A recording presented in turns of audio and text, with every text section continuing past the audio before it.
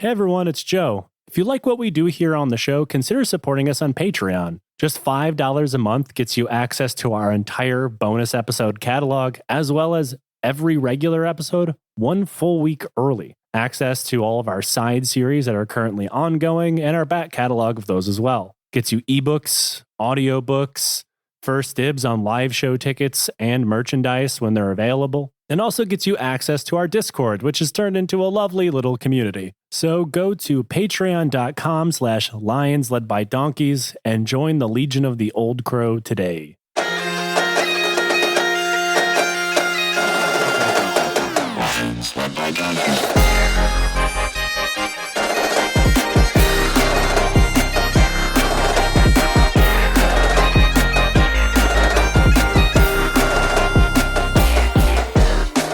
Hey everybody, and welcome back to the Lions Led by Donkeys podcast, the only military history podcast. I'm Joe, with me is Tom and Nate.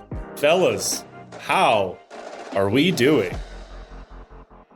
I'm doing good. I've made friends with the Muslim bodybuilders in my gym. They're slowly trying to convince me to say the Shahada. Life is good. All right. I'm all right. I've been running a bit, ride my bike a bit. I put my headphones in when I ride my bike because I have a death wish, but also it's a lot safer here than it is in London or New York, the other cities I've ridden a bike in. And I had like every bike problem you could think of. For one, someone fucking disconnected my motor cable, which I realized after. It was fine though. I mean, I put it back in. What is the concentration of Armenians in your area? I don't know, man. They don't want electrics, they only want catalytic converters. Yeah, exactly. There weren't any precious metals on the connector tips of that motor cable, so they didn't see any reason to. Honestly, it was probably because people were jostling it in the fucking, bike cavern and it got pulled out. Anyway, so then my tires had to be filled up and it was a nightmare, and running errands before everything closes at 5 p.m. on Saturday and it doesn't open till Monday because this is the Protestant country. And so I was kind of like, man, fuck this. But I was like, I need to get the ride. I need to get some exercise. I'll feel good. And then Tom, you'll appreciate this, and maybe Joe, you will too. I was riding up. There's a stretch of the road. Once you get on the protected path, it's chill as hell. It's wonderful. And I was going up on my way home. Headphones fucking randomly selected. It was Bulletproof by LaRue. It was Call Your Girlfriend by Robin, and it was Ride a White Horse by Goldfrapp. And I was just like, your shuffle absolutely said, bitch, you gay. Bitch, you gay. And I was like, and I thought to myself for a second, I was like, oh, and then it was Maneater by Nelly Furtado. And then I was like, man, if you told me 20 years ago, in 2026, you'll live in Switzerland and you'll be whipping work on an electric bike for some reason, just breaking every Swiss traffic law, listening to Maneater, I'd be like, all right, doing pretty well for myself. There goes the bike sexual. I'm not though. Those exist, man. Those exist. And like I said, they love electric bikes and cargo electric bikes here to the point that once again, it's Portuguese Final Fantasy VIII. So, I mean, I like it. I love it here. But boys, today we're talking about the Crusades. One of the good ones, or? No such thing. But not any of the Crusades we've talked about yet. We're talking about a crusade that involved an entire battle, allegedly, on a frozen lake, Lake Peipus. It might be Peipus. I think it's Peipus. If it's German, if you're dealing with German shit, it would probably be Peipus. Yeah. However, I too understand that when the potential exists for calling it Lake Peipus, you got to reach out and grab the Peipus by the shaft sometimes. Yeah. In the club bathroom, jorking my Peipus. That's right. Much like your strange coworker, the one who's always single, talks about how he wants her traditional woman because the Western women have been poisoned by feminism. We're also going east. See, those guys exist, and reality, what women want is a line cook that is severely underweight, that smokes cigarettes, and probably can sell them cocaine. I mean, look, women want a lot of things. Some women, maybe they do want a guy who believes in traditional values. I doubt it. What will absolutely, if you're nice, you smile, you shower every day, and you either have or know someone who can get someone the key to take the shoplifting thing off of baby formula from Aldi, you will be. That's the way to my heart. Business. One time I was buying baby formula at Aldi and no one in the fucking store could figure out how to do it. And I remember having this moment, I'm like, we're so hung up on we got to prevent shoplifting in Britain, but also we can't have actual staff in a store. It's like, what's the solution? Put the formula in jail. I'm going on a first date and I'm winning the woman over when I produce my neodymium cube. To understand this episode, we have to talk about some guys that Pete Hegseth really thinks he enjoys, but knows nothing about. The Teutonic Order, sometimes known as the Teutonic Knights. Like previous orders we've talked about the Knights Hospitaller before. The Teutonic Order formed as a result of the Crusades, specifically in the case of these guys as a result of the loss of Jerusalem in 1187. Per an order from the Pope, all of the hospitals in Jerusalem were under the command of the Hospitallers, hence their name. But now with all of that out of the way and the siege of Acre in 1190 kicking off, a group of Germans took up the mission within that specific city's walls. The effort started in 1191. The order was officially recognized by the Pope 2 years later with the original name, the Order of Brothers of the German House of St. Mary in Jerusalem, which I say is a ass name. I was going to say that's a fucking Fall Out Boy song ass title.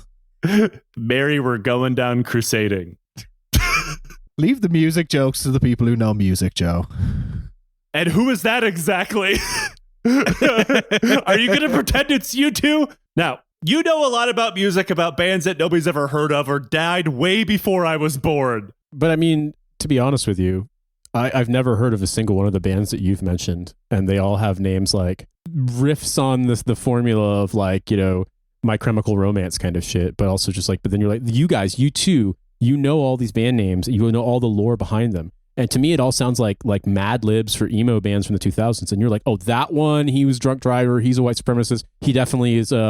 Definitely don't leave him alone with underage fans. Nate, they're all the last guy you just named. Every single one of them. Nate, why do you think I'm on the show? It's because I'm the midpoint between the two of you, because I know about both of your sides. Yeah, he is the demilitarized zone of shitty music taste. Now, the original mission was obviously hospitals. That is what all of these guys originally got into, hence why their name is that, hence why they were the Knights Hospitaller, and these guys were this other name. But in 1198, following the example of the Hospitaller and the Knights Templar, they formed themselves into a religious military order, largely under the guidance of their new titled Grand Master, Hermann von Salza. He's a German noble. I think he's from Thuringia, but Hermann is largely responsible for the rise of the order thanks to his personal friendship with Emperor Frederick II of the Holy Roman Empire and Pope Uranius II.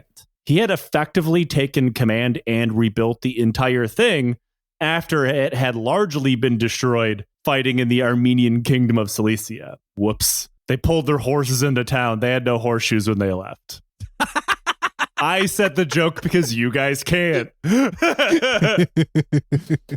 We've talked about this before back in the day in regards to the Hospitaller specifically, but most of these religious military institutions were little more than protection rackets combined with trafficking fake religious historical icons to raise funds. And that is absolutely my favorite thing about them. If it wasn't for all of the war crimes and, you know, genocide, I would respect the hustle. Because when you think about it, this is hilarious. They would entice pilgrims of coming to the Holy Land and then effectively be like, hey, be ashamed if you got robbed on the roads going out this way. Oh, by the way, would you like a piece of the one true cross? Or else? Would you like to buy a metal iPhone case made out of smelted horseshoes that an Armenian sold me? I'm trying to think of like what the equivalent would be of a catalytic converter, because obviously we're less concerned about horse CO2 emissions or fucking carbon monoxide. But I want a green horse. All right, Huey Lewis in the news. Jesus Christ. I would say, what if the horses had like precious metals on their horseshoes? That's sort of like the grill, if you will. Converter. Yeah, and you can understand why people like stealing them so much. I guess the only other equivalent would be like if you had like a horse shit catcher, but it was like bedazzled with rubies and emeralds for some reason, and every car had one. It had to have one legally. You can understand. It would be like if Rick Ross owned a horse, and that the horse is also a cop. The Templars rocking up with a just blinged out chain of horseshoes. And you have to try to convince them that is good thing, that like you have to have all this bling for your shitty emaciated horse, otherwise you cannot enter the Holy Land. And if you don't buy it for me, I am also going to jack your horse and sell it to the next guy. What you don't realize is this horseshoe was actually on the donkey that Jesus rode on Palm Sunday. Yep, that's right. These forces were what Jesus wore to the one true cross, which I'm also selling you. And for you, friend, I will give you a good price, and only you. That's how you knew Barabbas was a thief, is because he had black forces on the cross. I mean, I love the idea of it's like the Shroud of Turin kind of shit. Like this cloth was actually draping our Lord and Savior's body after his crucifixion, and it's just some guy's laundry. It's just some man's fucking dirty towel. You're like, yeah, but this is 2,000 years old. Well, in this case, 1,000 years old, and it was definitely steeped in history. And it was like, why does it smell like plum brandy and ass sweat? And it's like, they had that back then. Jesus was into it. That's not a skid mark. That's blood. I think we're just inventing the world's first Kasabian. Over time, the Crusade states began to decline, and like, say, the Knights Templar, the Teutonic Knights remained heavily influential, because famously, the Templars kind of got purged. There's a lot of rumors about them doing some, like, occult shit. I'm really interested in the Templars, but this is not the time and place for their story. Most of it has to do with just the Templars falling out of favor, and then everybody coming up with the fact, like, oh, they're heretics. That's why we have to steal all their business holdings. Yeah, they do gay initiation ceremonies, so we're gonna like eviscerate all of them. Like that. Genuinely, this was the thing. Like there were a number of them that were, once the tide turned, when they suddenly, like you said, they became too powerful and fell out of favor. That was another thing too, of like, actually the Templars are, well, what do you think they get up to in their big castles? Like, I don't know, counting money apparently, but no, they're like counting money in a gay way. They're doing Scrooge McDuck shit, but like, but if Scrooge McDuck was really into P&P. Yeah, Scrooge McDuck diving into his coins naked, but then he nuts as soon as he enters. He breaks the surface tension of the coins. In Scrooge McDuck's defense, we don't know that he didn't do that. I guess in a way I don't want to envision it, because that would envision the DuckTales opening sequence of Scrooge McDuck diving in with a weird corkscrew dick that ducks exactly. out. Bum bum bum bum bum bum bum bum bum bum. All right, keep going. And by the death throes of the Kingdom of Acre in the early 1200s, the Teutonic Knights were in charge of collecting vast customs fees at the port. They were legitimately one of the most powerful entities within the kingdom. Dudes were fantastically wealthy, but they knew, as well as virtually everybody else did, that Acre's days were numbered, and they didn't exactly want to go down with the ship. A bunch of guys who were extremely German checking your paperwork and taking bribes at the port of what's now Haifa. That's never happened before. And yeah, you could assume because it's a bunch of German dudes, they're near water, it's hot out, they're all naked. Every single one of them is naked. Yeah, FKK goes back before even the establishment of the German consciousness. Basically, anytime the sun shines in the greater Germanic sphere, everyone takes their clothes off. It's like a pagan ritual. Now you can see it near where I live. I would go into detail more about the fall of Acre, but I'm really interested in it, which means you're all eventually going to have to suffer through a series about it at some point in the future. Like other knights, soldiers, and anyone else who made their living murdering people in the name of God, after the best show in town got shut down, they went running around looking for new work. And for the Teutonic Knights, that came from Hungary. So King Andrew II of Hungary invited the order into what would be known as the Burzenland to deal with a little problem of the cumin raiders. The cumin, rather than being a tasty spice, were also known as the Kipchak. They're generally a pagan Turkic people that were starting to seriously run Hungary's pockets, and the kingdom wanted to stop their encroachment. There's too much cumin in this kingdom. Get the fuck out of here. Get the fuck out of here. We haven't invented paprika yet. We don't know what coriander it is. This can't stand. How dare you come over here and spice my pockets full of goulash? They didn't have goulash yet, 'cause they didn't have paprika because it's a new world spice. So can you imagine what fucked food they had in Hungary back then? Just mayo and macaroni? I mean, honestly, it's just basically probably just German food. Yeah. It's like Hungary actually stands out because they're like, hey, they invented this thing on a different continent. It's hot as hell and they love it, you know? Whereas the Germans are like, what if we put maraschino cherries on toast? Ugh. They do that. The Dutch put sprinkles on toast. It's a horrible food. You shouldn't eat it. That sounds disgusting. It's not good. Look, it's not a sandwich, all right? Your shitty white bread does not need to have sprinkles on top. It's weird. It's fucking weird. Do you want another weird one? Because my wife's from New England. Do you know what they call sprinkles in New England? What? Jimmies. Don't like that. They call them Jimmy, like you put Jimmies on ice cream. I'm like, that sounds sexual. Why are you saying? please get your dick off of my bread. There has been crossed wires somewhere in our communication. No, it's because it's plural. It's Jimmy's. Everyone knows it's sprinkleware. It's like you put a Jimmy on ice cream. It's like, oh, you're slapping your dick on ice cream. It's like that semantic difference of the plural, and yet everyone from the greater Boston accent guy region understands that. Whereas for me, I'm like, wait, can you guys talk normal actually? I don't like this. Maybe New England is actually Dutch. Yeah, that's fair. I'll take that. Herman quickly took him up on the offer and moved his knights in to do some fighting, though Herman had other ideas as well. Remember, these guys weren't just mercenaries. They were also mercenaries, but they're more than that. Previous to rocking up in Hungary, they had one of the most powerful political bodies in the Holy Land, so to speak. Herman was not going to be happy just fighting Hungary's enemies for them and then cashing a check. He wanted power and influence. King Andrew, a name that only gets more cursed the more I say it, allowed the order land because, this is the era which it is. A fighting force needed a place to live, a place for soldiers to live. They needed crops so they could build a logistical system. It's not like they could slide in. The Kingdom of Hungary would give them a plastic bag full of goulash and they'd go and fight. They needed a place to grow crops, which in turn they would harvest, and that would be their fighting base, so they could better commit violence. They needed to build the same shitty military town that pops up wherever a military base is.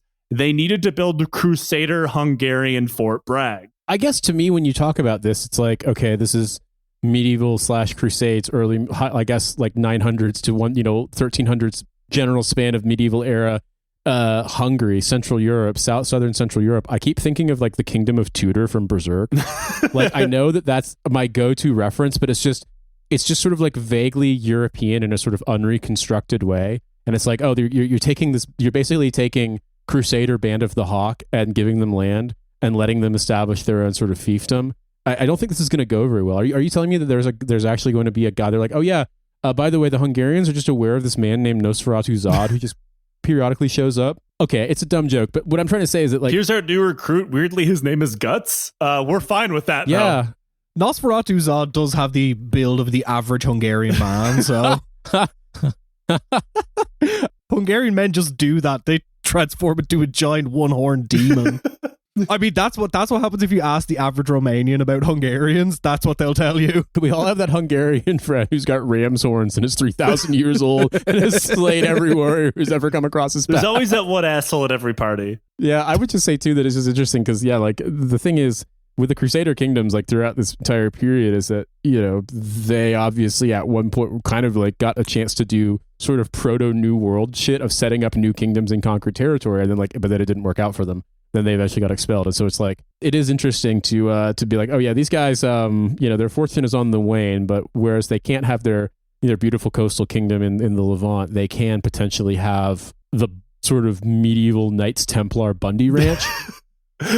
Herman trying to sell us to German settlers, like, look, I know we're used to standing around naked on a beach somewhere, but what if we stood around naked in the forest? And everybody's like nodding sagely and taking notes. And that brings us to our next point, because Herman had to bring in German settlers to work for them. There needs to be a population under the Teutonic Knights to keep the Teutonic Knights working. And this works. The order is successful fighting the Cumans. Herman secures more land and brings in more and more German settlers. And wouldn't you know it, this really pisses off local Hungarians and certainly would not be used for problems hundreds of years in the future. Local nobles complain that the order is becoming too powerful and influential. Once this becomes a political issue, the Pope points out that since they're a military order of the church, the order's land was not actually the order's, rather, it was the church's.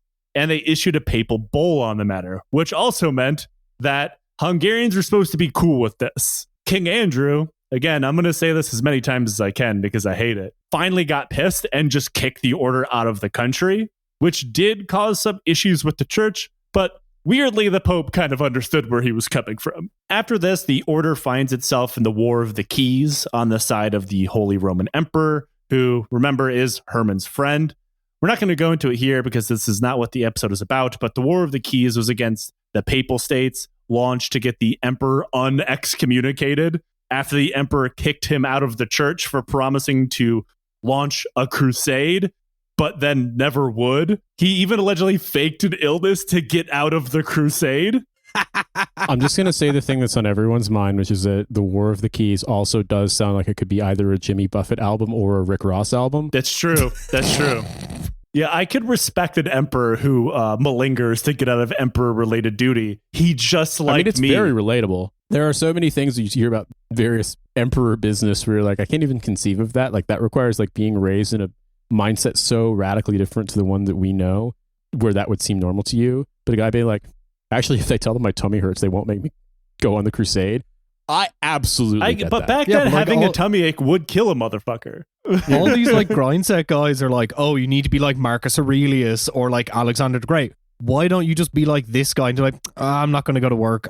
My tummy kind of hurts. Yeah, exactly. Much like me as a specialist, every time you sneeze is an excuse to get out of work. Anyway, the emperor and his boys win, and then in 1226, the order is freed up, and they are invited, once again, to go and kill pagans.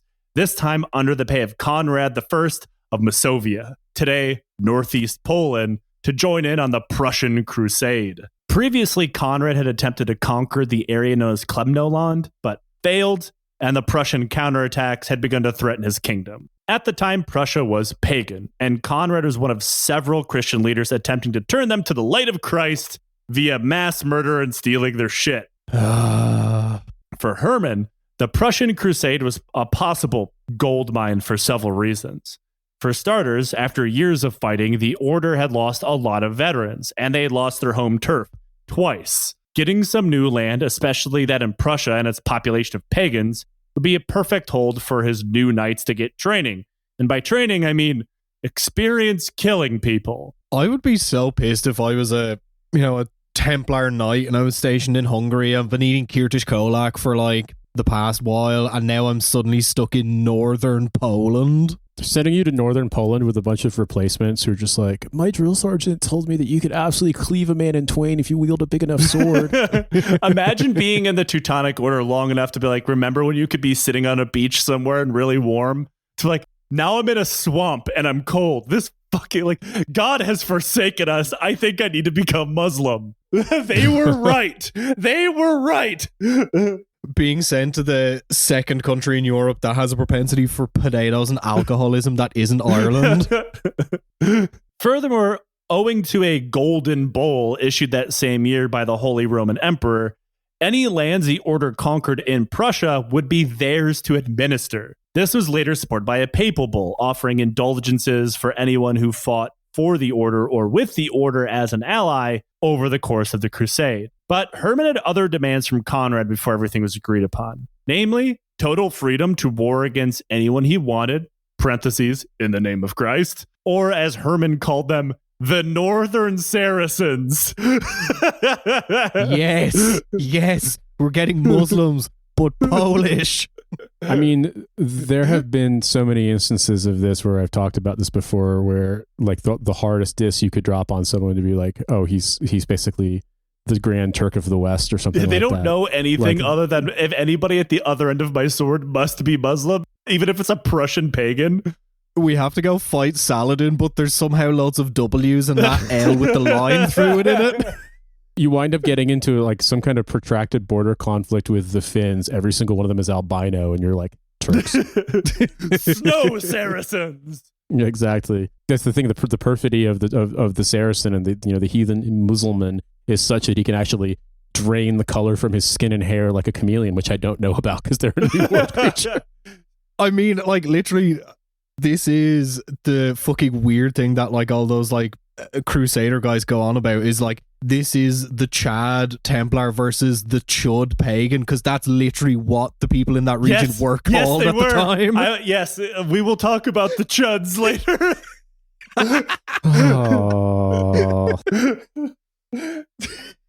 All the rumors are true about the Knights Templar, and they're all jacked. They all look like the volleyball scene from Top Gun with all the implied homosexuality, and they're just slaying Chuds, and everyone's like, return with a V. Nice argument, but I have already depicted myself as the Chad Templar, and you as the Chud East Slavic pagan. The Chud Saracen. Oh my God. Conrad wasn't really worried about any of this, and so he agreed to the deal. To him, it all worked out in his favor. Conrad could focus on consolidating his power in Poland, and outsource his war against the Prussians in exchange for some swamp lands that he saw as mostly worthless. It did not take long over the course of the Prussian Crusade for the order to become more and more powerful. This should really come as no surprise. Coming from the battlefields of the Holy Lands and the Crusader states, their weapons, armor, and tactics were pretty advanced for the arena of warfare that was common to the Baltics at the time. Heavy armored cavalry, heavy torsion-based artillery, crossbows. It's quite revolutionary for the time, and not to mention they're very experienced in violence. Hermann was also a shrewd political beast, with more connections than just about anyone else. Not only did he begin to truck in German settlers once again, but he also purposely undermined other religious military orders so he could then take them over. Operating in the same neighborhood, there was the Sword Brethren. Much cooler name, I have to point out. Yeah, for real. But they're more commonly known as Livonian Knights, a name that will be familiar for my fellow Michiganders owing to the town Livonia. Our towns are weird. Once again, my brain goes back to things that kind of vaguely invoke this, and all I can think is Livonian Knight sounds like some faction you deal with in Final Fantasy Tactics. Like, what I'm coming to realize is that, like, there's a lot of entertainment in Japanese, both animated entertainment and video games, that it has a kind of like a vague concept of Europe, but it's just like all mishmashed together. And it's like, so in the same way that someone once described the Swiss meal of the shredded potatoes and cheese and cocktail onions as like if a Japanese gas station sold European food in scare quotes, that's kind of like, this is, it's so strange to hear all this stuff and be like, oh yeah, that's what Livonian is. Okay, right, I've heard that before. And I've heard of Livonia, Michigan, and Livonia in East New York. The town in Michigan is named after the town in New York, and that town is named after Baltic Livonia because America reasons. Oh no, Livonia is an avenue in East New York, and I'm only referencing because there's a FedEx pickup center there. There is a Livonia, New York, which is where the original settlers of Livonia, Michigan came from, and the original settlers of Livonia, New York came from Baltic Livonia. And to me, a Livonian Knight is an out-of-work auto worker with a trash can lid in one hand and a wrench in the other. Because for me, having lived in Brooklyn for a while, it was a joke between friends because it was a pretty sketchy place to go pick up your stuff after work, and like people got robbed all the time getting their FedEx packages. Yeah, you should have paid your protection money to the Livonian Knights to get it. And so invariably when someone's like, I have to go pick up a FedEx thing, you just send them the lyrics from the Jizz song I Got You Back about back up the Ave up Livonia and Bristol with a pistol sticking up Pamela and Crystal. And it's just like, please don't joke about the fact that I'm probably going to get robbed. See, the reason why that happened is you didn't pay your protection money to the Livonian Knights, and then an out-of-work auto worker with a trash can lid and a monkey wrench would escort you back and forth. This is a really complex metaphor. Yeah, you're welcome. Now, Hermann would wait for these military orders. Oh, fuck you. You cannot segue that. Just cut right the fuck back in. You know what? I feel like we're a bit of a mess right now. I'm going to endeavor to only be on topic because otherwise, like, I feel as though we're all in the kind of like dark brainwave energy right now. This is going to get so stupid and long. So I'm telling it to you, Joe, Tom, and the listener. It's only going to be strictly business from now on. That's strictly business. Hermann would wait for these military orders like the Livonian Knights to get their teeth kicked in.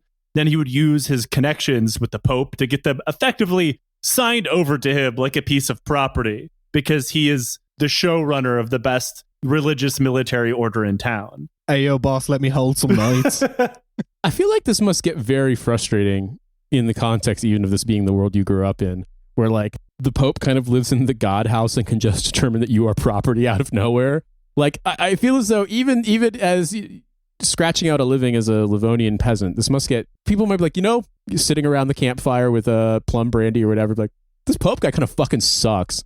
I actually really don't. We should invent a better system. Hey, this is why we worship like the trees and the sun. Exactly. This is why we all go into like the underground cave and have the mud orgy scene from Matrix 2. Like, we found a better religion. It involves healing crystals and drinking the pee of the shaman who ate that mushroom, and then you trip it, you see the future, and you see Portuguese Final Fantasy VIII. All right, like, it's possible to have a better way. Christianity is bullshit. I argue that if anybody is familiar with having their jobs taken away and offshored somewhere else, it's Livonian Knights. But also Livonia, New York, and Livonia, Michigan, in the sense that every single one of these, like, I guess being Livonian brings an eternal curse that you are going to get laid off. The lord of your land only comes to build already empty factories and then leaves. First it was the Pope, and then it was Henry Ford. There's like a fucking painting in like the dining hall of like RV mechanic touching hands with Livonian knight, and be like, the tradition remains unbroken. They're both holding pink slips. Through backdoor politicking and bloody conquest, the Teutonic state was eventually born. Though there was a time that the order simply purchased the entire Duchy of Estonia from Denmark, like a used car fueled by mayo-based salads. That happens about 2 decades after the story takes place. I just really wanted to bring it up because how ridiculous it is. The mayo car. This was a thing. I mean, having researched a little bit about some of the for the episode about L'Escalade, like you'll about 16th century monarch who's like a dauphin in France, and then suddenly it's like, oh, you're the king of Poland now. And he used to go to Poland. He's like, all right, what's up, Poland? And coming back, he'd be like, the Poles, they've invented toilets and utensils. And it's like, wait, no, is France ready for that? It's like so semi-modern era where like a Habsburg monarch goes and becomes emperor of Mexico because like France really wants it to happen. Like, hello, hombres, I am your king now. If you're in Britain and like you live in, I don't know, like the Northeast or the Northwest, and it's like you want to have representation in Parliament, but you can't pick because anytime that you pick a candidate to be your MP who could actually represent you, like the Tony Blair Institute for like, anti-kindergarten artillery strikes fucking puts in a guy just was like, nah, fuck elections, and just drops a person in. This happens all the time. The Tony Blair Mayonnaise Motoring Institute. Yep. That's right. Based out of Minsk. Herman eventually finds himself in control of a pretty large state for how many knights are actually in the Teutonic Order. He also has a growing military threat, not from the Prussians, but from the Russians, or at least the people who would become Russians. You might be saying, but the Russians are Christian, Joe. That is correct. But this is the Crusader version of the Jesse Plemons scene from Civil War, asking, oh yeah, what kind of Christian are you? It goes without saying that the Catholics and the Orthodox Church have been going at one another since, well, forever. But things got a little weird when the Mongols arrived on the scene, conquering massive swaths of Russia, and then pushed a lot of Russian nobles to slide up with the Western Catholic states looking for support, while other Russian leaders saw the Crusaders as more of a threat than the Mongols, because to make a very long story short, the Mongols were generally fine with freedom of religion as long as you paid the protection money, i.e. taxes. Describing my faith the way, a weird niche leftist described their political ideology is like, yeah, I'm Eastern Orthodox with, Mongolian tendencies. Yeah, I'm kind of a steppe ecumenist.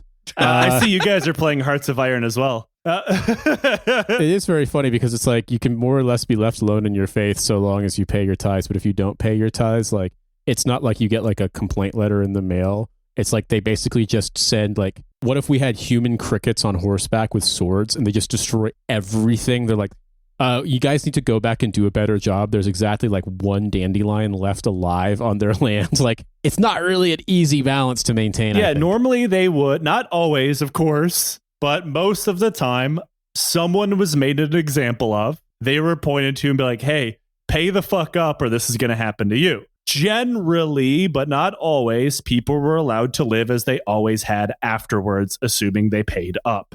That's why you get a lot of very weird things happening in churches in order to appease the Mongols. Famously, in Armenia, which was dominated by the Mongols for a period of time and were allowed to remain Christian, they chose to side with the Mongols rather than joining the Catholic Church because the Mongols would allow them to keep the apostolic faith.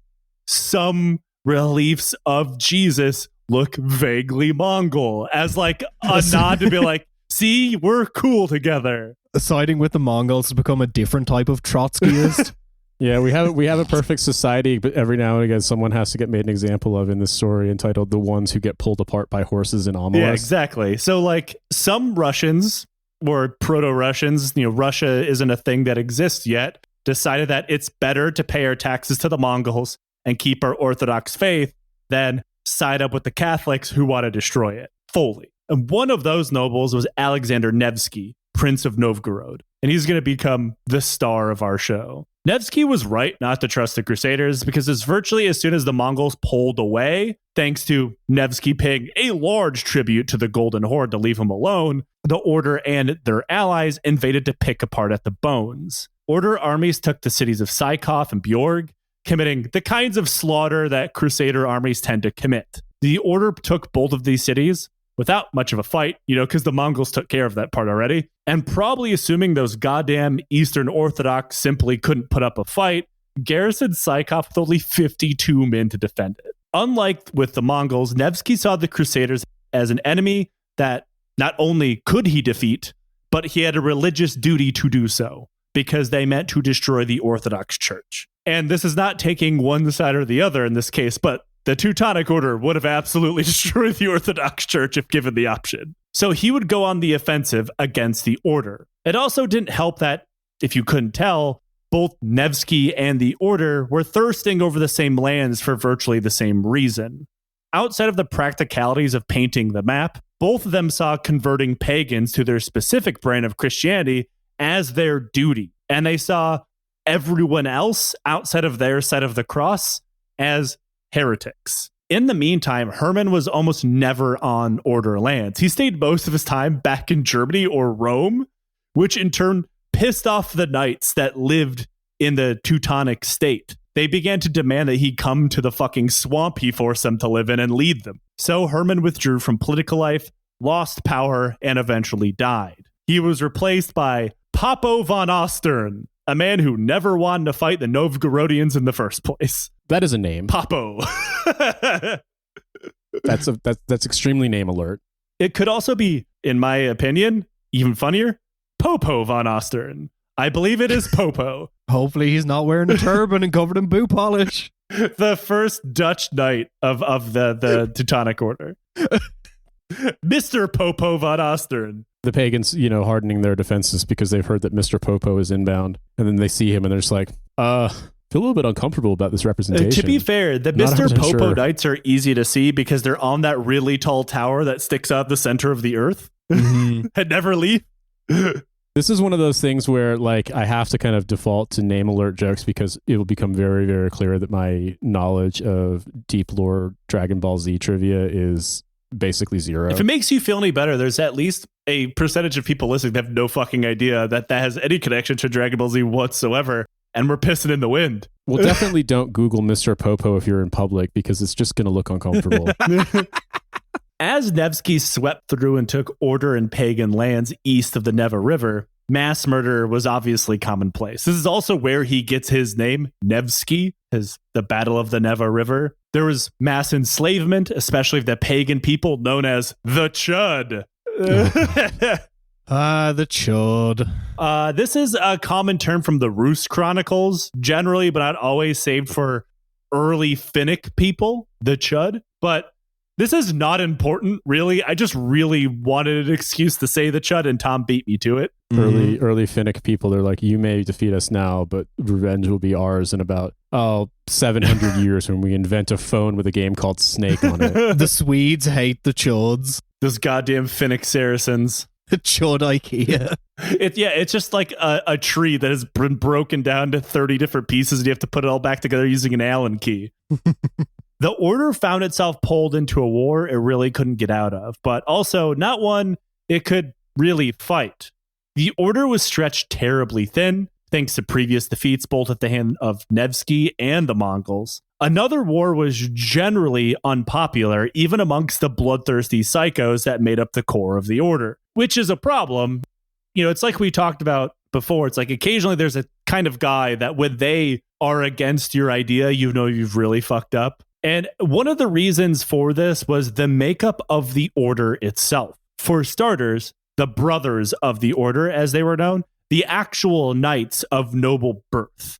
That is the core leadership of the Teutonic Order and pretty much every other religious military order as well. They numbered maybe 100 people in the Teutonic state, though some sources put this number higher, and it did fluctuate. There was highs and lows. These guys were from noble blood. They're the ones living the good life, able to reap the benefits of the Order's gain. Then there's the retainers, directly under the brothers. They would be thousands of these. These are generally considered the rank and file of the Order. They lived in the area. They worked the land. At least some of them did. Some of them had a little bit more privilege than others, but specifically, they're not nobles. We've been talking about the Teutonic Order most of the time. And I'm kind of using that as a blanket term for all of the other orders in the region because the order tended to control most of them directly or indirectly.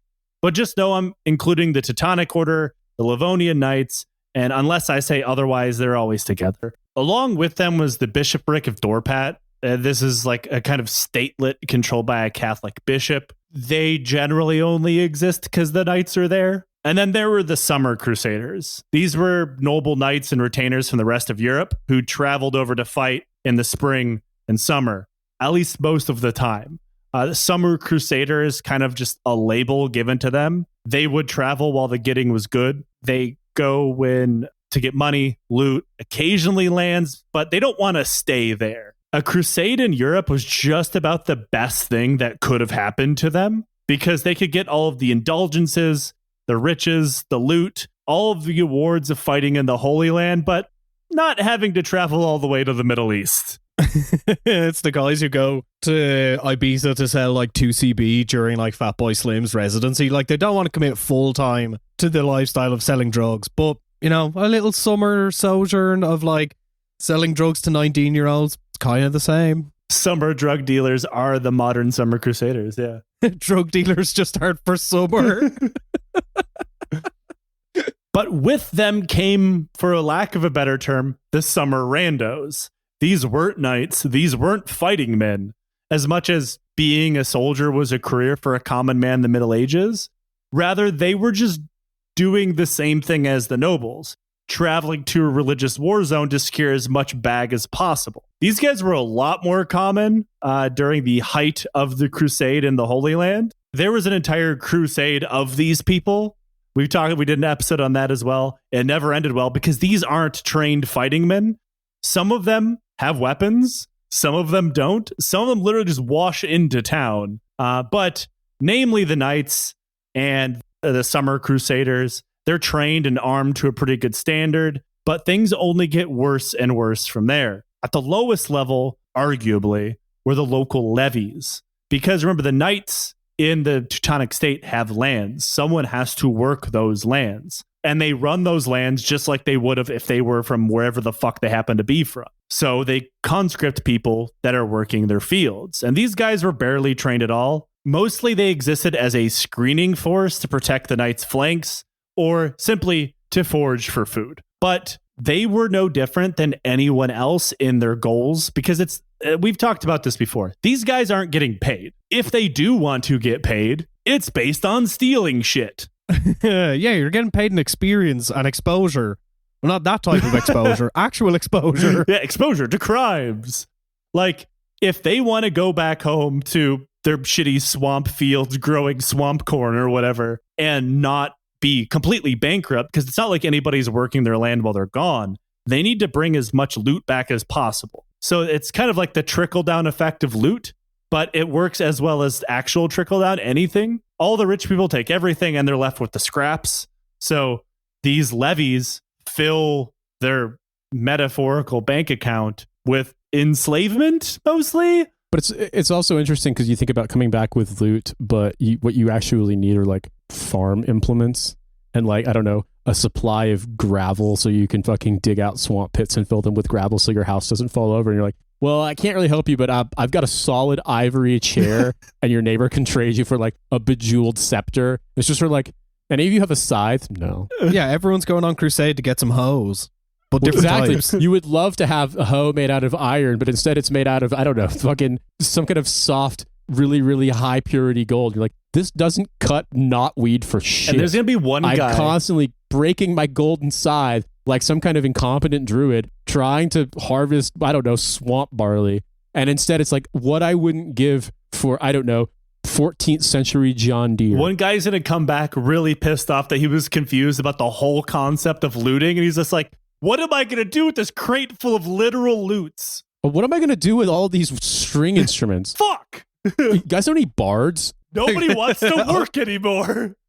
Nobody wants to go barding anymore. Nobody wants to teach and delight with the sound of music. No one wants to regale in the daring do of heroes set to, I don't know, plinky plunky ass weird medieval chords. Like, they won't do it. All they want is golden scepter, ivory chair, not work, hang out in Rome, not actually go to the front, retire, die.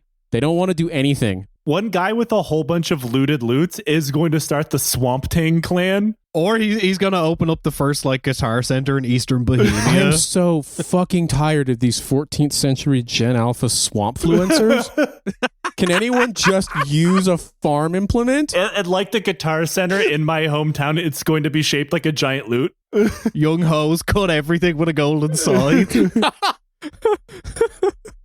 All in all, by the time you worked your way all the way through the different kinds of crusaders we've talked about, the Teutonic Order may have around 2,000 men available for war, which is not that many. Nevsky found himself in a situation where he knew he wanted to bring the Crusaders to battle, but he also knew they weren't going to invade him, owing to the fact that they didn't have enough men or political willpower. He had to come up with a way to goad the Crusaders into a fight, and Nevsky didn't want to besiege the Crusaders either and play to their strengths. When someone is armed with crossbows and advanced artillery, you don't want to exactly pin them into a corner and force them to fight you. But before we do that, we should talk about how the Novgorodian army would have looked like. Where the Crusaders were loosely allied from multiple different countries, we often think of them as being a multicultural and linguistically diverse clusterfuck. We have talked about this on countless Crusader episodes. There's no unifying language, there's no unifying culture other than some vague understanding of the Catholic Church. Everybody's on their own shit, for a lack of a better term. Nevsky's force was pretty similar. Nevsky and his Novgorodian elite, the aristocrats, were a minority, virtually the same as the Brothers of the Order. And under them were the Druzhina, the closest advisors and retainers. They're service-bound to Nevsky rather than land-bound, though the Druzhina could act as a kind of Praetorian guard, fickle and a bit murdery if they're not treated well. As the size of the prince's holdings would grow, so did the Druzhina, and so did their responsibilities in a complex web of politics and responsibilities in office. Under them were the rank and file, levied peasants, but most importantly, true believers in the Eastern Orthodox faith going to war against the heretics, just like the guys on the other side of the battlefield. And like those other guys, these levies and Eastern Crusaders, for lack of a better term, would have come from all walks of life, villages and regions. Old Novgorod was the general dialect that would have been spoken by the core, but there was also a broadly official language thanks to the Eastern Church. There would have been several different dialects and languages of Eastern Slavic at play throughout the various different ranks of this army. Few people would have spoken more than one of these outside of the educated, meaning a lot of groups would not be able to talk to each other.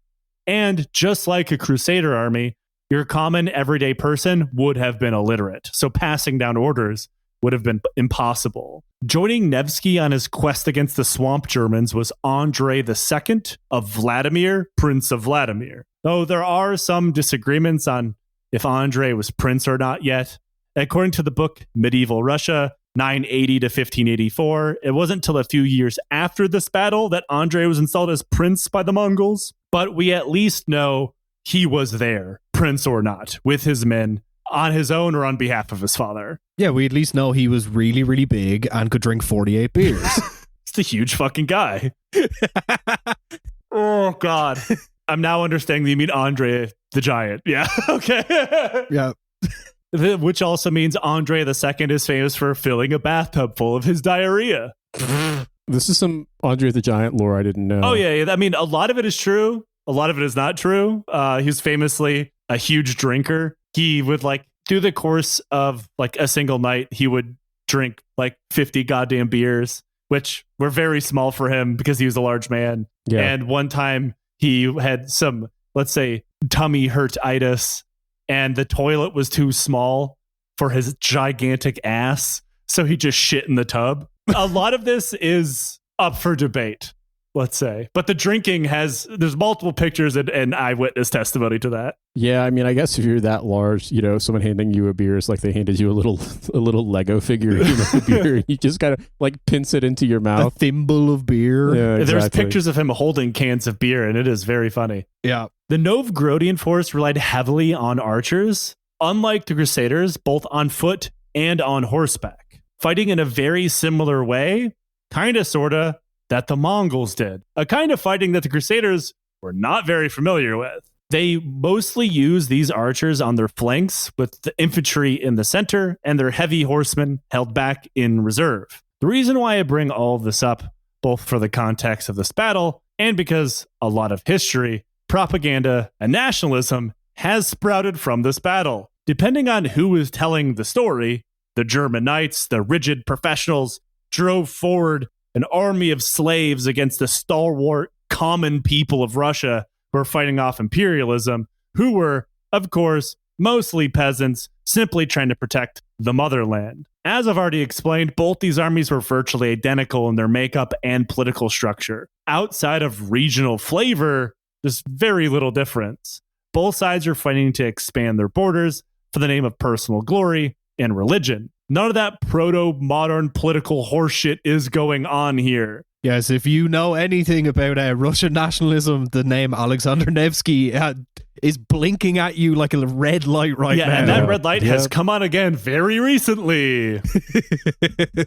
And similarly to a lot of Germanic nationalism is based on the Teutonic state. The Battle of Tannenberg, for example. Not that Battle of Tannenberg, the one we didn't talk about. But yeah, all of it's bullshit. None of it is true. Cut it out. So, with the idea of dragging the Crusaders into a battle, Nevsky ordered his men to attack the bishopric of Dorpat. Now, in reality, this was a raid. A small number of men, only enough to draw their attention, with the main body of his force marching around a short ways away in order to make any scouts or anything like that, anybody who might be watching, think that something a little bit more serious was going down. This raid went as far forward as it needed to, and by that I mean first contact. After running into some of the bishop's men, they broke contact and ride off back towards the main force, anchored into the banks of Lake Peipus. I've had a lot of laughs this episode, but we finally got to the stupidest one. Got your back against the wall, nowhere to go. We burn the boats on Lake Peipus. Either we get subsumed by Peipus, or we fight and we stand. We will be the heroes of Peipus. A lot of people are misunderstood about the importance of the girth of the Peipus. Like, Lake Peipus is quite wide. Yeah, it's kind of like a Chud lake. I was looking at Or a Chud lake. Google Earth. Didn't they say it was like it's like one of the fifth largest lake in Eastern Europe? Yeah, it's a large Peipus. I've got the fifth largest Peipus in Eastern Europe. You know, that actually means something. My Peipus very large. My lake is a bit of a grower and less of a shower. We take the water from Lake Peipus and grow girthy potato. Yeah, all right, so everybody is Alexander Lukashenko now. Unfortunately, I can't do a Finnish accent. Nobody can do a Finnish accent. I don't even know what a Finnish accent sounds like yet. All the listening Finns are nodding sagely, very, very thankful that we can't even attempt it. They're all nodding, going, That's not really what they sound like. They sound more like just like the harsh concentration of like, I could be a Nokia engineer, or I could be chopping firewood, or I could be finding a really, really complex way to do a murder-suicide, and you don't know which one it's going to be.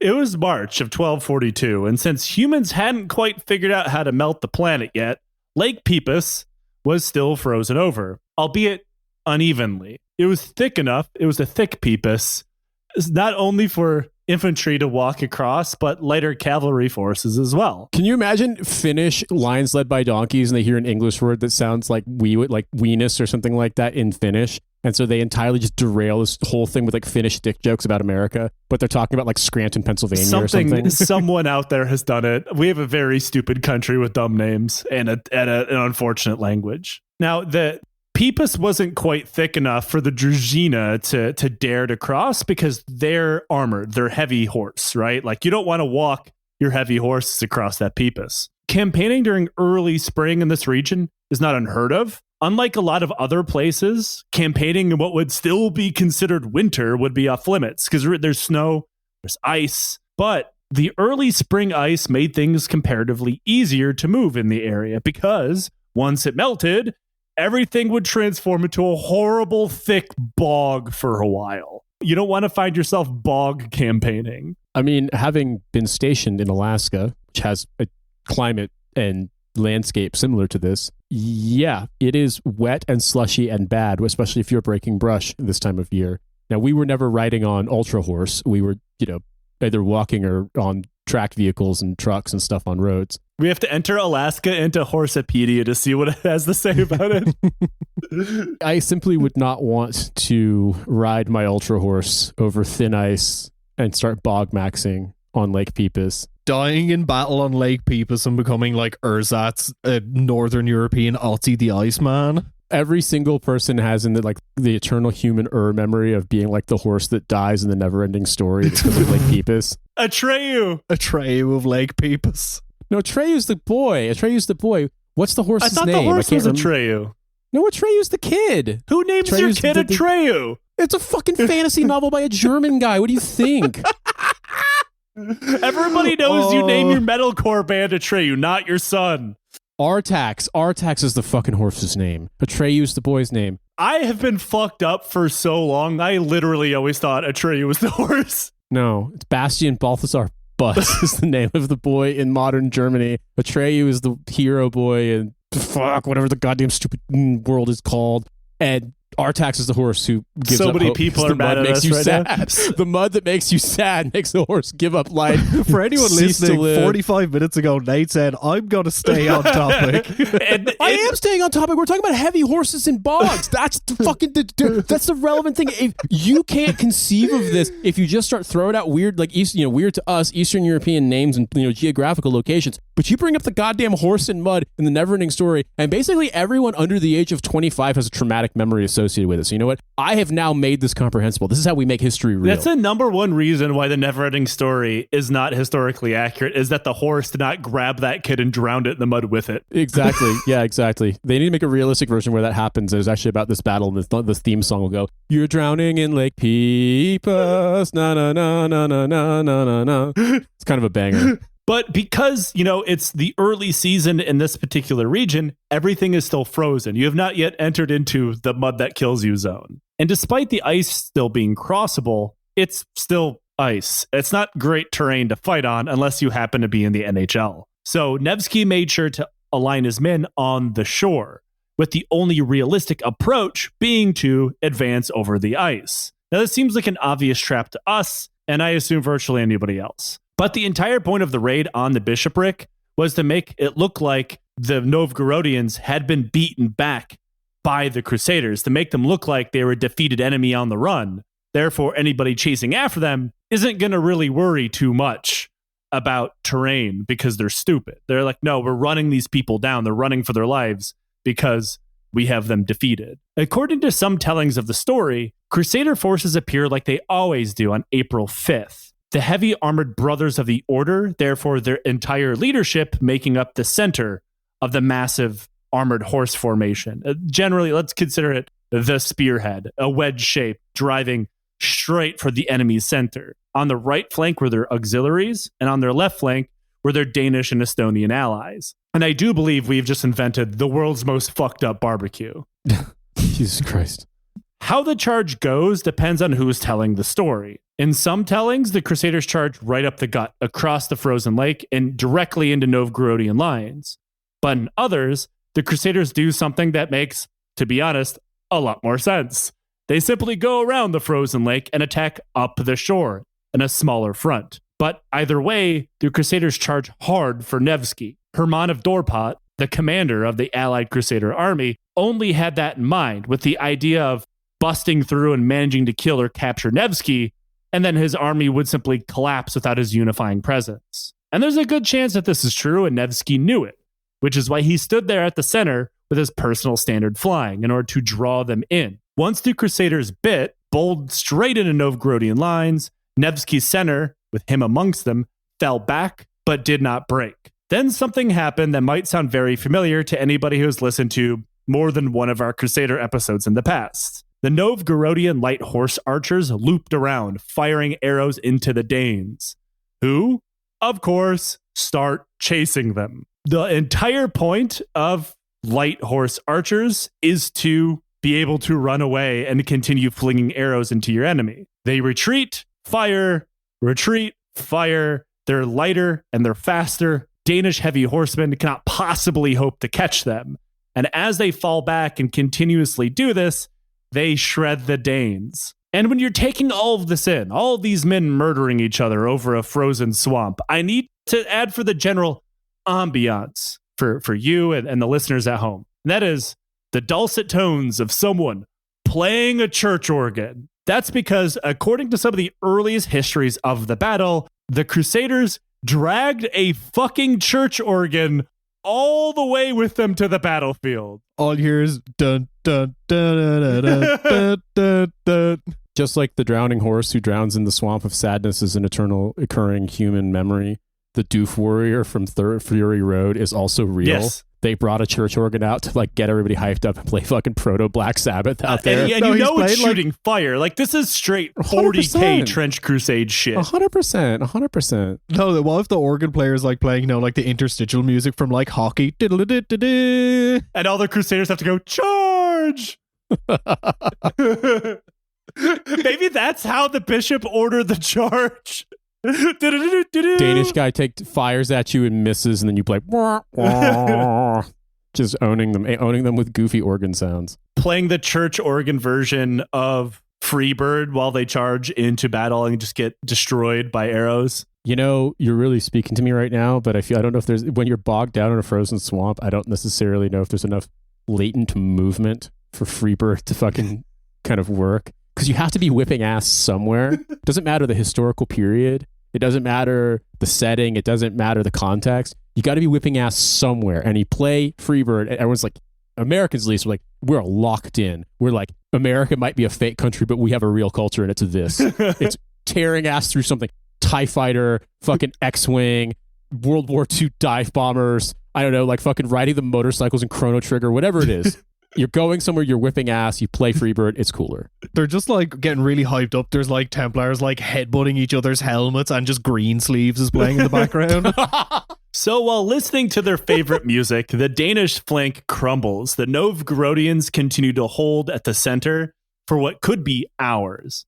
And like we've talked about before, that initial heavy charge of cavalry is its advantage. If the unit getting charged holds, things tend to swing in the other direction, as the defenders slow the horses down with spears, axes, swords, their own bodies, whatever. They begin to drag the knights down to the ground.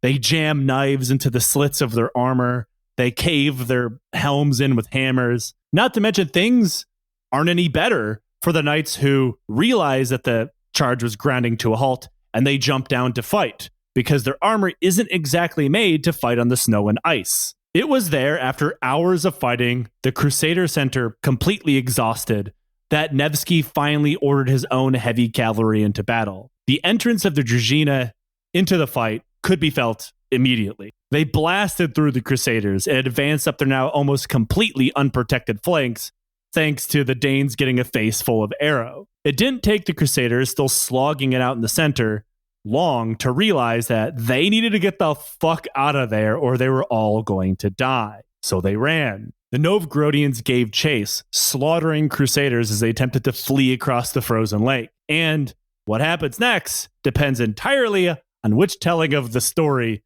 you listen to. You just have the organ player in the background going, "Dying on Lake Peipus, honey."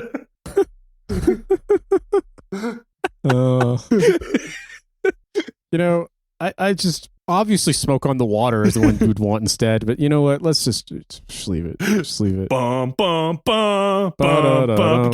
Catch an arrow in like the back of your shoulder, like, fuck! Bum, bum, bum, bum. Nobody told me that carrying the organ would be so painful. I mean, maybe this is why they had to put We Will Rock You in A Knight's Tale. Because if you actually played music, first of all, we don't have a record of what music was like back then. But if you did, it would be like really basic, and it would just be like one piano refrain, like do do do do do do.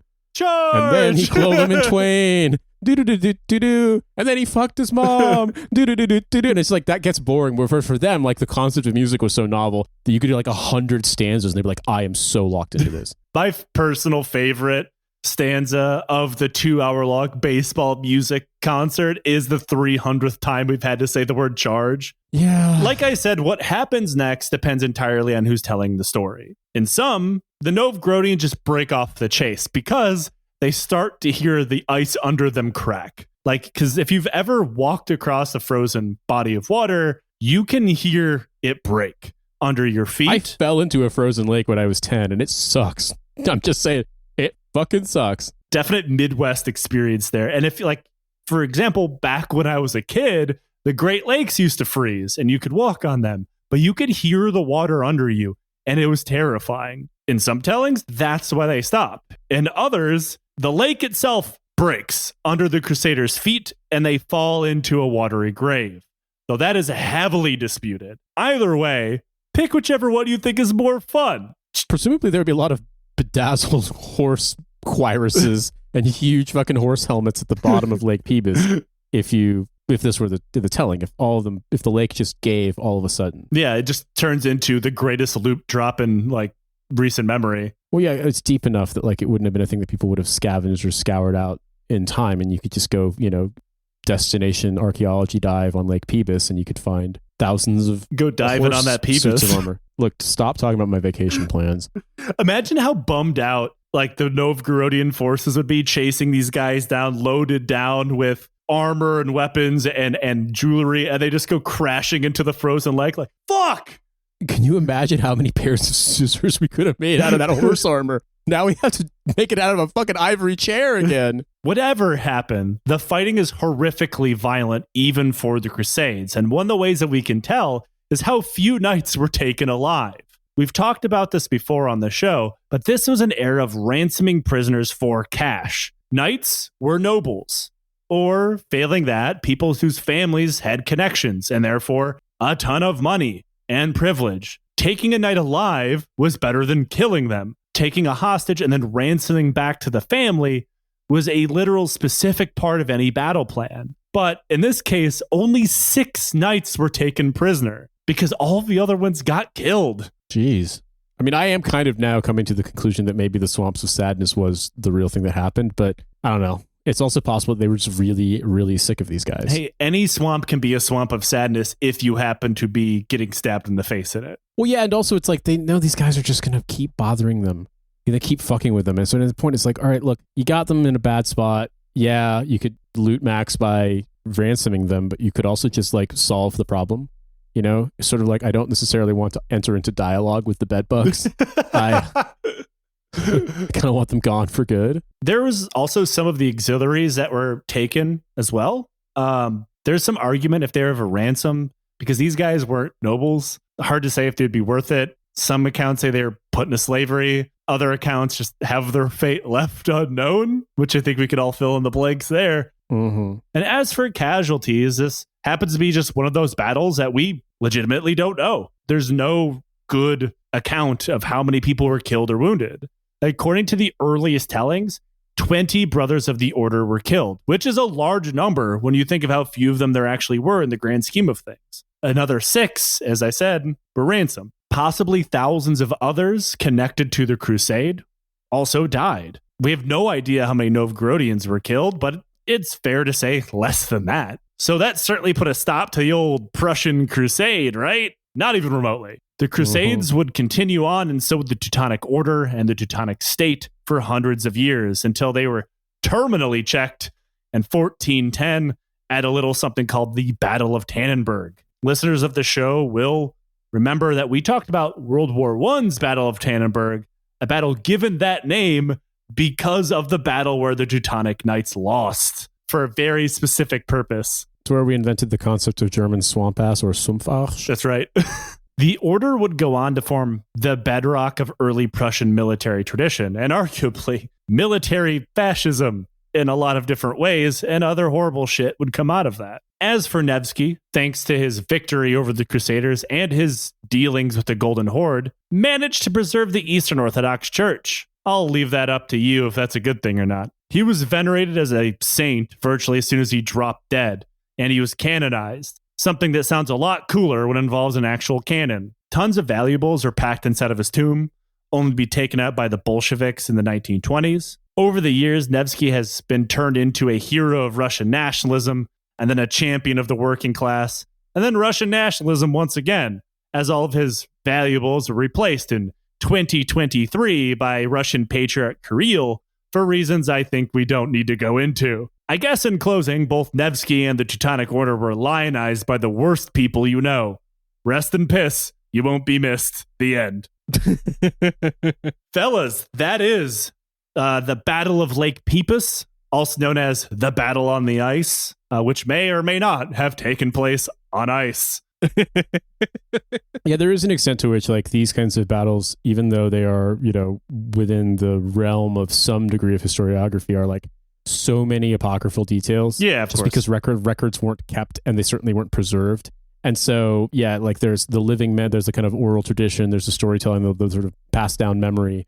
But then if you want to be like, what was the, you know, what was the modified table of organization and equipment or whatever, it's like, good luck. Yeah, there's really a lot missing. Like the date is generally agreed upon, and that's about it. Mhm. The result of the battle, like we know what leads to it, what comes after it. But, and like, for example, the church organ thing is also debated because why wouldn't it be? It's a ridiculous detail. But the Novgorodians write that they destroyed a church organ on the battlefield. Like it had to get there somehow. It is very funny because we always envisioned the Doof Warrior from Fury Road, but imagine the Doof Warrior with all his amps and guitars fucked up, with his legs just sticking comically up in the air, and that is what happened. He fight on my Peipus till he dies in the ice. Yep, I hate when that happens. But fellas, we do a thing on this show called Questions from the Legion. This is a regular episode, so it's free. Thank you for listening to the show. If you'd like to support us, give money to us on Patreon. $5 a month gets you absolutely everything. Years and years and years of content, Discord access, a whole bunch of other stuff, but also the ability to ask us a question which we answer on the show. You can ask us on Patreon or in our Discord where there's a dedicated channel to that thing. And today's question is military related. For people who are new to the show, maybe you don't know, Tom is the only one of us who was smart enough to not ever join the military. So this question is more of a question for him to answer on what he's learned accidentally from being surrounded by us for years now. You're on a field training exercise. You have to pick one. You have lost your weapon or you have lost your night vision. Either way, you are fucked. What do you do? Look at the moon and then try and dead reckon my way away from wherever battle is happening. Like climb through trees, bushes. I don't know. If I had to choose which one to lose, I would lose my weapon because it's probably much more useful to be able to see in the dark. So I'll explain further for our fellow Tom heads out there who have no idea of the unfortunate fate of being a dude in the military.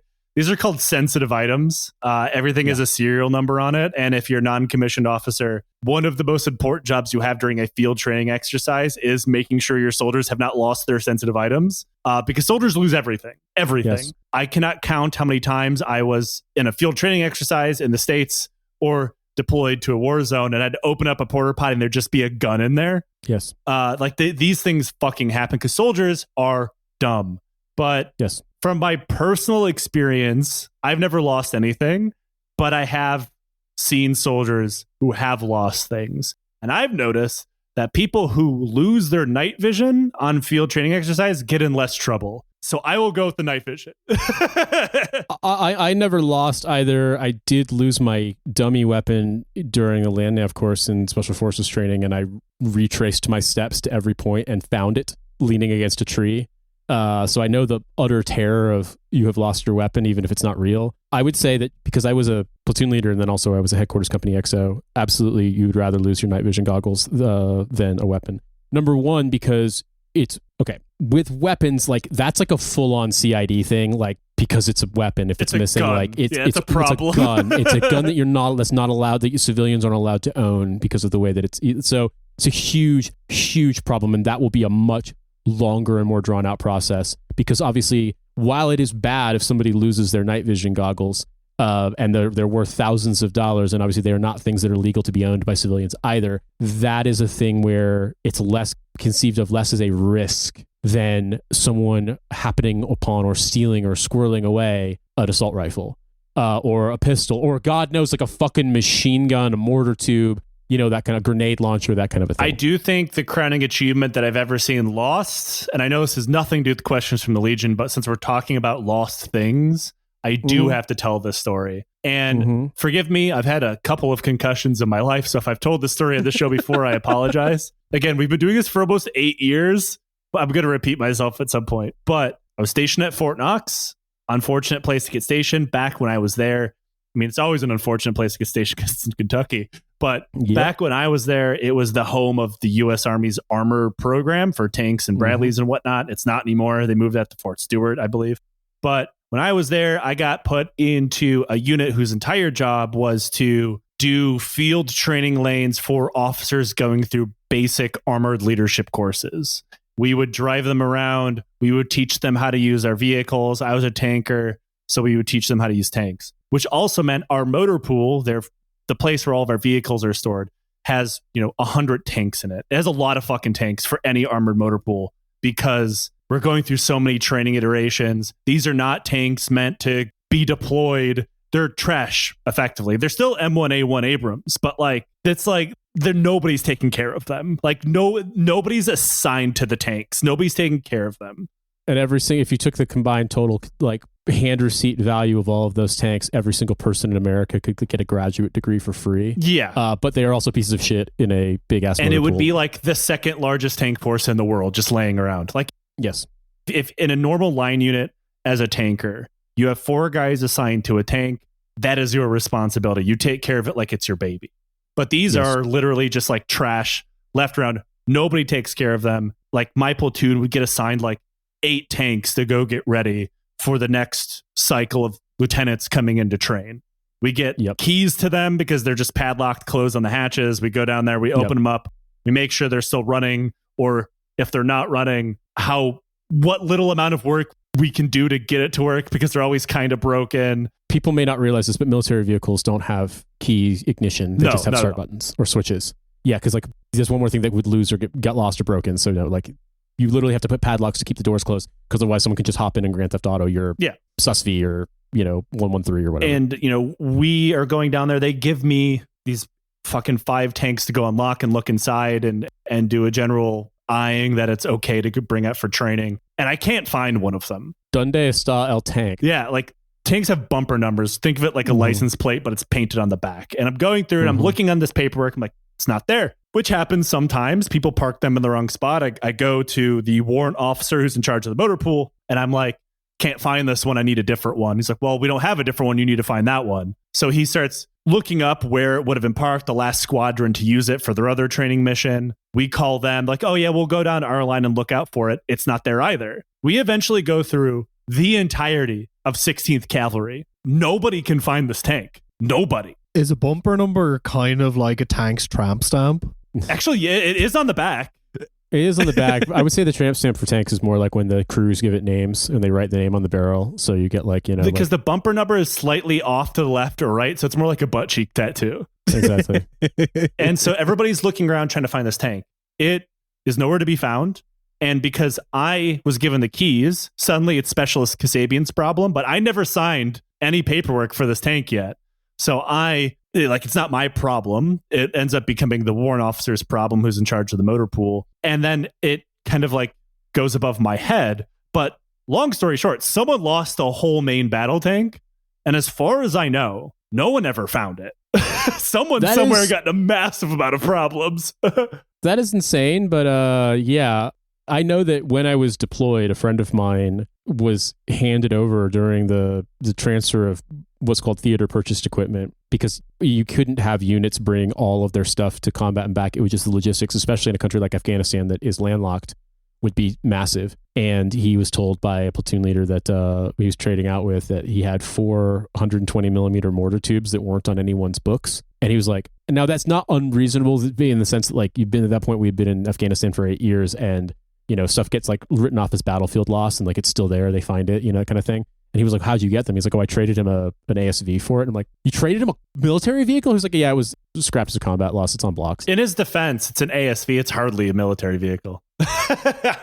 It looked like a BRDM. Yeah, it's a real piece of shit. It's extremely you get killed in this vehicle. Yeah. I will say that I'll give you mine quickly because I don't want to drag up too long. When I was deployed, we had amongst the kit that was going to come back, because all the personal weapons are going to come back with you, 3 or 4 M16 A2s that no one had assigned, and we had to inventory them. And I was like, whose are these? Are these just in reserve? And they're like, no, these were the rifles that were given to replacements when we deployed to Iraq from the CONUS Replacement Center sent them over to theater with these, and they transferred them to our hand receipts. But like, they aren't actually ours. They belong to a stateside unit, but like, no one has been able to figure out what to do with them. So we just have to make sure we've got them. And I was like, that sounds really fucking shady. And I'm going to tell the Battalion XO about it. But like, let's just keep this one, as a note. About a year after I got home from Afghanistan, I was in the S3 shop, and they called me and they're like, hey, Captain Bethea, you were the XO. There's a guy from CW4 from Fort Hood CID calling about some missing M16s. And I was like, I bet you I know the answer. And he called, and I was like, and I talked to this guy and I was like, yeah, we've had these and we've got them literally in our arms room and we inventory them on our hand receipt every month. But yes, they were sent over with guys who got sent as replacements to Iraq in 2007, I think, 2006, 2007. And for some reason, we still fucking got them. He's like, well, sir, I'm really glad to hear you say that because we were about to lock down the entirety of Fort Hood and find these. That wouldn't even be the first time. They're in Alaska in someone's arms room. I'm like, yep, Roger, we've got them. So I would say if you were missing nods, you'd get Article 15, you get a statement of charges. There would be a financial liability investigation, a property loss, all that stuff. But that, what I just described, like fucking Special Agent Bond from Fort Hood CID, that shit wouldn't happen. When it's firearms, especially, assault rifles, machine guns, mortars, that kind of shit, 1,000,000,000%. So to answer the question and bring it back to the beginning, you would get the dog shit smoked out of you. You would get smoked through time for losing either, but it's way worse to lose a weapon. Yeah, you definitely get demoted, but like, it wouldn't be a criminal issue. Exactly. And also the thing I'd say too is that everyone else's problem in the sense of the hands across America, even when it's obviously not going to be found, to just mass punish and torment you because someone lost something, would stop sooner for nods than for a rifle or any kind of weapon. I should point out that both of us have been out of the military a very long time, and you'd probably be kicked out for either of those today. But who knows? Yeah. Back in order, they needed bodies to put in places to get blown up and put full of holes. So yeah, we'd still deploy you. We'd just kick you out after, and then you don't get VA benefits. That's a podcast, but you guys host other podcasts. Plug those other podcasts. Trash Future, What a Hell of a Way to Dad, Kill James Bond, No Gods, No Mayors. I'm involved to some capacity. I'm also in a band called Second Homes. We have an album called Find a Way to Hate It that's coming out in the spring. That's my fit. Bloodwork, a show about the economy of violence. Listen to Bloodwork on whatever platform you like with your favorite picture of someone holding a gun or like someone last night did with actual bullets. And Beneath Skin, the show about the history of everything told through the history of tattoos. This is the only show that I host. You've already heard my pitch, so give us money on Patreon. Until next time, ride your horse across Lake Peipus.